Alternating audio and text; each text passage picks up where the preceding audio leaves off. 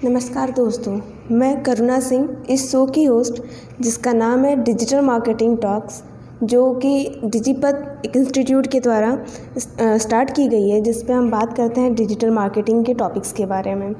जैसा कि हमारा पिछला एपिसोड था जिस पे हम लोगों ने कुछ टॉपिक्स कवर किए थे, जिसमें था कि मार्केटिंग क्या है, मार्केटिंग सेगमेंटेशन क्या है, 4 P's क्या होते हैं। आज हम उसी टॉपिक्स के आगे के टॉपिक्स और कवर करेंगे। उसके लिए हमारे साथ मौजूद हैं गौरव श्रीवास्तव जी। नमस्कार सर। नमस्कार मैम। जो कि खुद एक बहुत बड़े हिंदी डिजिटल मार्केटर हैं। वो आपको आज के नए टॉपिक्स के बारे में आपको कुछ ना कुछ बताएंगे, जो कि पहले के एपिसोड से आप इसको टैली कर सकते हैं। तो आज के इस शो का स्टार्ट करते हैं हम अपने पहले सवाल से, जो कि है एनालिसिस के ऊपर। तो मार्केटिंग का जो एनालिसिस होता है, जिसे हम स्वॉट एनालिसिस के नाम से जानते हैं, तो सर हमें बताना चाहेंगे कि आप ये होता क्या है, इसके बारे में कुछ हमें बताएं सर। बिल्कुल मैम। तो जैसा प्रीवियस में हम लोगों ने कवर किया था मार्केटिंग क्या है, उसके कुछ बेसिक्स को कवर किया था। आज उसी का सीक्वल है, आज सेकंड पार्ट है, और इसमें हम लोग सबसे पहले आज डिस्कस करेंगे स्वॉट एनालिसिस की।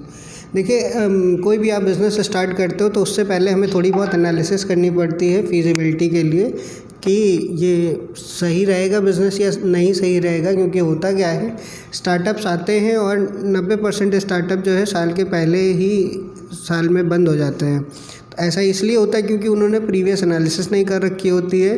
वैसा ही एक एनालिसिस है स्वॉट एनालिसिस, जिसमें S फॉर स्ट्रेंथ होता है, W फॉर वीकनेस होता है, O फॉर अपॉर्चुनिटीज़ और T फॉर थ्रेट होता है। तो अब एक एक करके हम लोग इसको कवर करेंगे, होता क्या चीज़ है। देखिए, स्वॉट एनालिसिस में आपको अपनी अच्छाइयाँ पता होनी चाहिए, आपकी स्ट्रेंथ क्या है, आप अपने कॉम्पिटिटर से किन चीज़ों में अच्छे हो, वीकनेस आपकी किन चीज़ों में आप बुरे हो, कमज़ोर हो, और अपॉर्चुनिटी मतलब आपके मार्केट में अभी क्या क्या अपॉर्चुनिटीज़ हैं, और थ्रेट यानी कि आपको क्या मुश्किलें आ सकती हैं। अगर ये चारों चीज़ें आपकी पेपर पे रेडी हैं तो उसके हिसाब से फिर आप आगे की रणनीति अपनी बना सकते हो। मैं बताना चाहूँगा, इसमें से स्ट्रेंथ और अपॉर्चुनिटी आपके लिए पॉजिटिव फैक्टर्स होते हैं, और वीकनेस और थ्रेट ये दोनों निगेटिव फैक्टर्स होते हैं। स्ट्रेंथ और वीकनेस ये दो चीज़ें ऐसी हैं जो कि आपका इंटरनल मैटर है, आप उनको सॉल्व कर सकते हो। लेकिन अपॉर्चुनिटी और थर्ड, इसमें आपका एक्सटर्नल फैक्टर्स भी होते हैं, जैसे कि मार्केट। तो अगर आपने इन चारों चीज़ों पे अपना एनालिसिस अच्छे से कर लिया है तो डेफिनेटली आपका बिज़नेस अच्छे से रन करेगा। मैं एक एक एग्जांपल लेके आप लोगों को और समझा दूं शॉर्ट के बारे में। तो स्ट्रेंथ आपकी स्टाफ हो सकती है। मान लीजिए आपका कोई ब्यूटी सैलून है और आपके पास अच्छे आर्टिस्ट ही नहीं हैं, तो वो आपकी वीकनेस हो जाएगी। और अगर वही आपके पास ट्रेंड स्टाफ है, अच्छा स्टाफ है, तो वो आपकी स्ट्रेंथ हो जाएगी।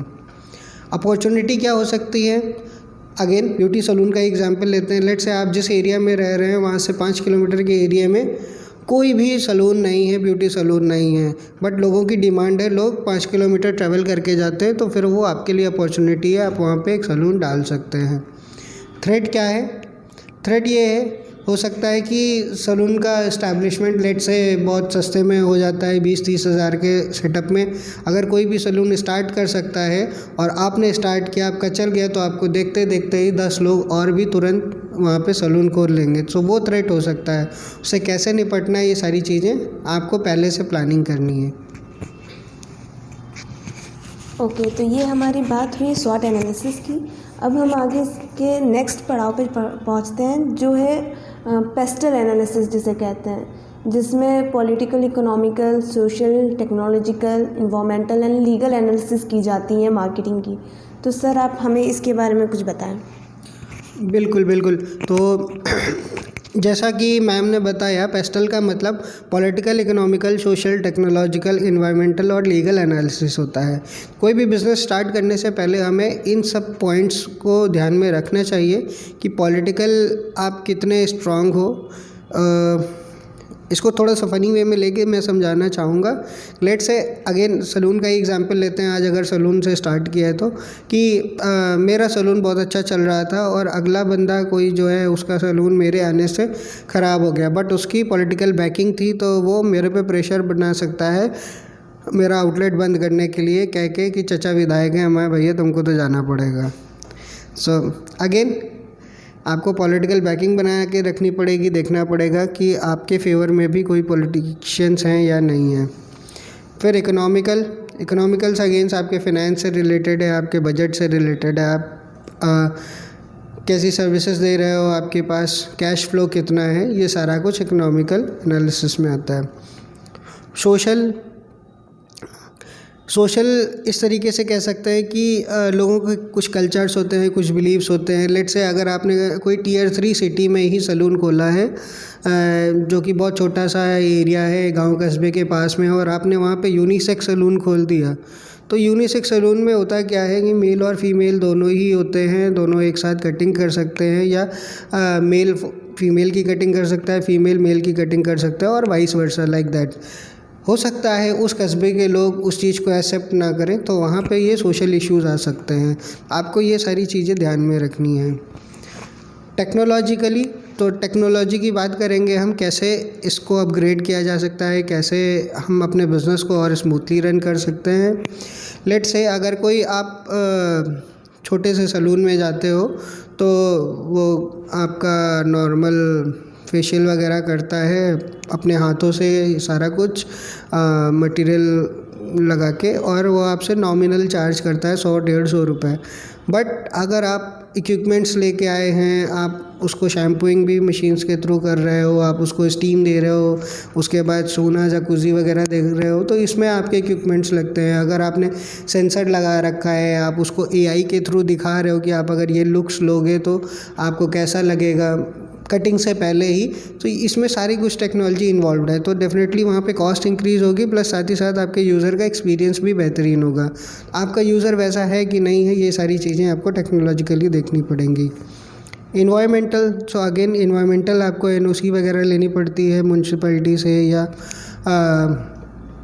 कुछ और चीज़ें, जैसे लेट्स से अगर कुछ प्रोडक्ट्स ऐसे हैं जिनमें एनिमल के बाई प्रोडक्ट्स यूज़ होते हैं और आप उनको अपने सलून में यूज़ कर रहे हो, तो इन्वायरमेंटल अथॉरिटीज़ उसके लिए इशू कर सकते हैं। तो आपको कायदे से स्टडी करनी है बिज़नेस स्टार्ट करने से पहले कि आपके बिज़नेस में कहीं ना कहीं कोई इन्वायरमेंटल लॉस तो नहीं हो रहा है। आजकल देखोगे आप जितने भी नए बिल्डिंग्स बन रहे हैं वो सब इको फ्रेंडली बिल्डिंग्स बन रहे हैं, तो आपको वो सारी चीज़ें ध्यान में रखनी है। और लास्ट पार्ट है लीगल। सो अगर आप ऑन पेपर्स मजबूत हैं तो आपको किसी से डरने की ज़रूरत नहीं है, वरना हर ऐरा गैरा आके आपको डराता रहेगा, धमकाता रहेगा। हो सकता है वो आपसे रिश्वत लेने की कोशिश करे, आपसे फ्री सर्विसेज लेने की कोशिश करे। बट अगर आप ऑन पेपर स्ट्रांग हैं, आपका कंपनी रजिस्टर है, आप कंप्लाइंसेस को फॉलो करते हैं, तो फिर आपको किसी से डरने की ज़रूरत नहीं है। सो इसीलिए पेस्टल एनालिसिस बहुत ज़रूरी है। जहाँ तक लीगल की बात आपने कहा सर, इसमें हम ये भी कह सकते हैं कि अगर हमारा कोई लीगल बंदा इस चीज़ को हैंडल कर रहा हो, जस्ट लाइक हमारा कोई लॉयर हो या CA हो, उससे हम इस बात में टैली कर सकते हैं कि हमें क्या करना चाहिए, राइट? बिल्कुल बिल्कुल, हमें उनकी एक प्रोफेशनल की सलाह ज़रूर लेनी चाहिए, फिर चाहे वो कंपनी सेक्रेटरी हो, चार्टर्ड अकाउंटेंट हो, आपके लॉयर्स हों, या फिर अपना सिंपल अकाउंटेंट ही क्यों ना हो। जी सर। इसके बाद सर मैं अपने नेक्स्ट टॉपिक पे जाना चाहूँगी। मैंने सुना ये नीश सिलेक्शन कुछ होता है, तो आप हमें बताएंगे कि ये मार्केटिंग में नीश सिलेक्शन क्या होता है? बिल्कुल मैम, नीश सिलेक्शन एक तरीके से हम समझ सकते हैं कि लेट्स से पूरे मार्केट में मात्र 10 लोग हैं और हमें 10 के 10 लोगों को सेटिस्फाई नहीं करना है, हमें सिर्फ 1 या 2 लोगों को सेटिस्फाई करना है जो कि हमारी सर्विसेज में इंटरेस्ट रखते हैं। अगर आप सभी लोगों को सेम प्रोडक्ट के लिए पिच करोगे तो हो सकता है वो 8 लोग आपको पहले मिलें और 8 के 8 लोग मना कर दें, तो आपका मनोबल डाउन होगा। आप ये सोचने लगोगे यार मैं सही बिज़नेस कर रहा हूँ कि नहीं कर रहा हूँ। कंपटीशन भी ज़्यादा होगा अगर आप 10 के 10 लोगों को देखोगे तो इसलिए सबसे पहले अपना इंटरेस्ट आइडेंटिफाई करिए, अपनी मार्केट आइडेंटिफाई करिए और फिर उसके बाद उन सेलेक्टेड लोगों को ही अपनी सर्विसेज बेचिए जो लोग इंटरेस्टेड हैं। लेट्स से अगर आपका सलून है और आप ब्राइडल मेकअप्स बेच रहे हो तो आप रैंडमली किसी को भी पकड़ के ब्राइडल मेकअप्स के लिए नहीं कन्विंस कर सकते हो। ब्राइडल मेकअप वही कराएगा जो कि शादी होने वाली है जिसकी महीने भर के अंदर, हफ्ते भर के अंदर, या जो भी प्रोसीजर हाँ जी हाँ, टू बी ब्राइड्स है जो इन अ रिलेशनशिप हैं, जो इंगेज्ड हो चुके हैं, तो उनके लिए आप ब्राइडल मेकअप्स कर सकते हो। इसी तरीके से हर सेगमेंट में अलग अलग नीश होती है, तो आप पर्टिकुलरली अपने मार्केट सेगमेंट को पकड़ के चलिए और अपनी नीश का सिलेक्शन करिए, तो आपको अपने बिजनेस में ज़्यादा फ़ायदा होगा।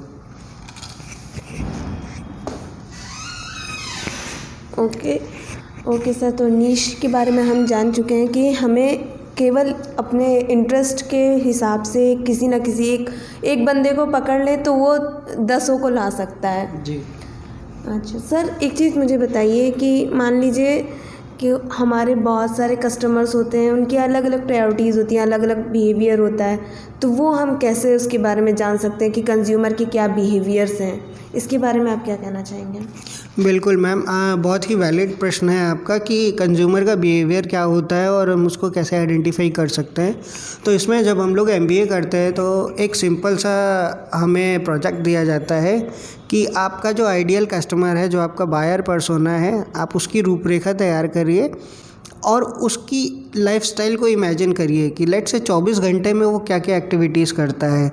सुबह मॉर्निंग में 5 बजे अगर वो उठता है, उठने के बाद से अगेन रात में 11 बजे जब वो सोने जाता है, तब से लेकर अब तक वो क्या क्या चीज़ें यूज़ करता है। एक रैंडम एग्जांपल ले रहा हूँ, मॉर्निंग में उठता है, सबसे पहले वॉशरूम जाता है, तो आपके जितने भी सैनिटरी वेयर्स हैं वो यूज़ करता है, फिर टूथब्रश यूज़ करता है, ऑफिस जाता है, गाड़ी यूज़ करता है, दिन में कपड़े यूज़ करता है, रात में सोने के लिए बेड यूज़ करता है, दिन में लैपटॉप यूज़ करता है, गैजेट्स यूज़ करता है। तो कहीं ना कहीं आपको देखना पड़ेगा कि आपका जो प्रोडक्ट या सर्विस है उस 24 घंटे में आपके कस्टमर के लिए कहाँ पे फिट हो रही है। अगर हम लोग सैलून की ही बात करते हैं तो लेट्स से सैलून में लोग डेली, बहुत कम ऐसे लोग होते होंगे जो कि डेली सैलून जाते होंगे, वो वीकली जाते होंगे। तो यहाँ पे 24 आवर्स का साइकिल आपका फेल होता है, यहाँ पे आपका वीकली साइकिल होता है। उसमें आप कह सकते हो कि वो लेज़र डेज़ होते हैं, जब सैटरडे या संडे जब उनका ऑफ होता है तब लोग ज़्यादा आना चाहेंगे। तो अगर आप अपने सैलून के लिए कंज्यूमर बिहेवियर का मार्केटिंग स्ट्रेटेजी बनाना चाहोगे तो आप क्या कर सकते हो, आप लेट्स से थर्सडे सबसे ज़्यादा वो होता है, कम ट्रैफिक होता है सैलून्स में, क्योंकि इंडिया में थोड़े से बिलीव्स भी हैं कि थर्सडे को बाल वगैरह नहीं कटाने चाहिए या ऐसी सर्विसेज नहीं लेनी चाहिए। तो आप थर्सडे को कोई कूपन रख सकते हो कि हम 50% डिस्काउंट पे रख रहे हैं, सो दैट आपका एम्प्लॉय खाली ना बैठे और आपकी रेवेन्यूज़ भी जनरेट होने लगे। कंज्यूमर बिहेवियर में और भी बहुत सी चीज़ें आती हैं, जैसे कि ब्रांड का अवेयरनेस है। आप अपने ब्रांड के बारे में लोगों को कब कैसे कैसे बता रहे हो, उस 24 घंटे में कब बता सकते हो। ब्रांड की अवेलेबिलिटी, आप जहाँ पे भी जो सर्विस दे रहे हो या प्रोडक्ट दे रहे हो वो अवेलेबल है आसपास के एरिया में कि नहीं है। यूज़र का एक्सपीरियंस उसके साथ क्या है। आप खुद का सेल्फ एनालिसिस करके अगर कोई प्रोडक्ट में इम्प्रूवमेंट करना चाह रहे हो तो वो कंज्यूमर को कैसे इम्पैक्ट करेगा।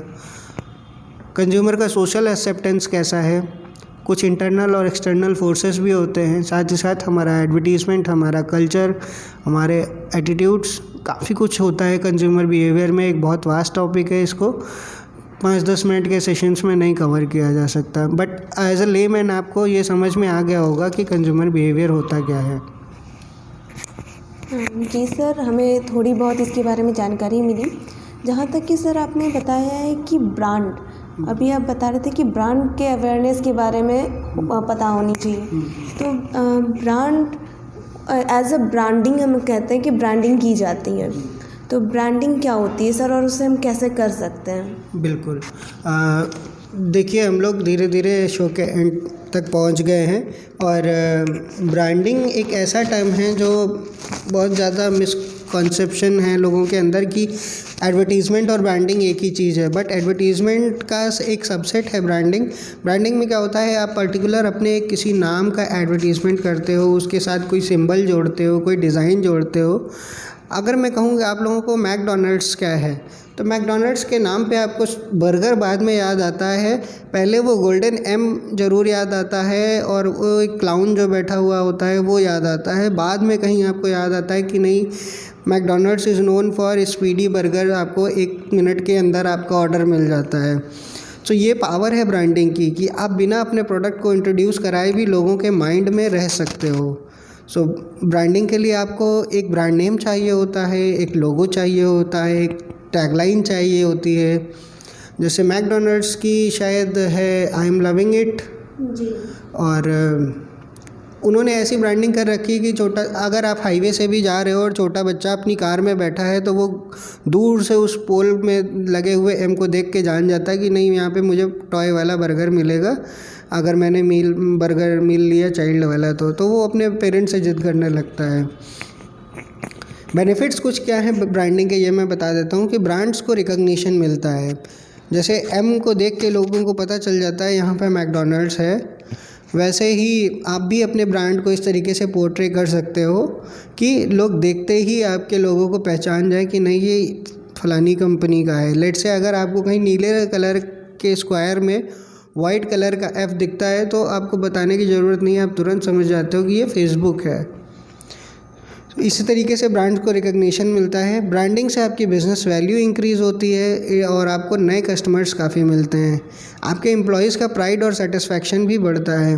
मान लीजिए आपका कोई पैम्पलेट अगर न्यूज़पेपर में छपा है या क्रिएटिव न्यूज़पेपर में छपा है आपके लोगो और आपकी सर्विसेज के साथ में, सो आपके एम्प्लॉयज़ का प्राइड कितना बढ़ जाएगा कि मैं ऐसी कंपनी में काम करता हूँ जिसका न्यूज़पेपर के फ्रंट पेज पे कवरेज हुआ है। सो वो अपने फ्रेंड्स को बताएंगे, अपनी फैमिली को बताएंगे।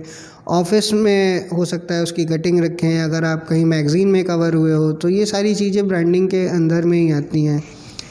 और ब्रांडिंग क्रिएट करती है ट्रस्ट मार्केट प्लेस में। आप खुद ही अपने आप को एनालाइज़ करके देखिए। एक सिंपल सा एग्जांपल अगेन सलून का लेते हैं। 2 सलून हैं आसपास एडजेसेंट, एक में बहुत अच्छे से लोगो वगैरह लगा हुआ है, फ्लेक्स लगे हुए हैं, अपने ब्रांड के बारे में, अपनी सर्विसेज के बारे में बता रहे हैं। अंदर जाके सर्विसेज दोनों में सेम है, लेकिन बाहर से एक सिर्फ प्लेन दरवाज़ा है और एक अच्छे से ब्रांडिंग कर रखी है उसने। तो आप किस में जाना प्रेफर करोगे? डेफिनेटली आप उसी में जाना प्रेफर करोगे जिसने ब्रांडिंग कर रखी है। सो ब्रांडिंग सपोर्ट करती है एडवर्टीज़मेंट को, ब्रांडिंग सपोर्ट करती है सेल्स को, इसलिए ब्रांडिंग होनी बहुत ज़रूरी है। जी, अब एक ये भी कह सकते हैं कि ब्रांडिंग हमारी रिलायबिलिटी हमारे प्रोडक्ट्स के ऊपर बढ़ा जाती है। जैसे कि हम जो ज्वेलरी शॉप पे अगर नॉर्मली जाते हैं तो हॉलमार्क वाले ही ढूंढे जाते हैं ज़्यादातर। तो ये सब रही आज के हमारे टॉपिक्स थे। तो आज के बारे में हमें बहुत कुछ पता चला कि मार्केटिंग के एनालिसिस कैसे होते हैं एंड जो भी टॉपिक्स हमने कवर किए हैं। होप कि आप लोगों को ये सब चीज़ें अच्छी लगी हों और आप इसे सुनना और प्रेफर करेंगे। तो अगले एपिसोड में हम इसके अगले टॉपिक्स में जाएंगे जो होगी इंट्रो टू मार्केटिंग डिजिटल। ठीक है, तो सर आज के लिए इतना ही। धन्यवाद, बहुत बहुत धन्यवाद, थैंक यू। हमारे लिसनर हमारे साथ ऐसे ही जुड़े रहें जैसा हमारे पिछले एपिसोड को आपने बहुत पसंद किया है। हम चाहेंगे कि हमारे आने वाले एपिसोड्स को और आज के एपिसोड्स को भी आप उतनी ही दिल से सुने और पसंद करें। Thank you. गो डिजिटल, गो डिजिपत। नमस्कार दोस्तों, मैं करुणा सिंह इस शो की होस्ट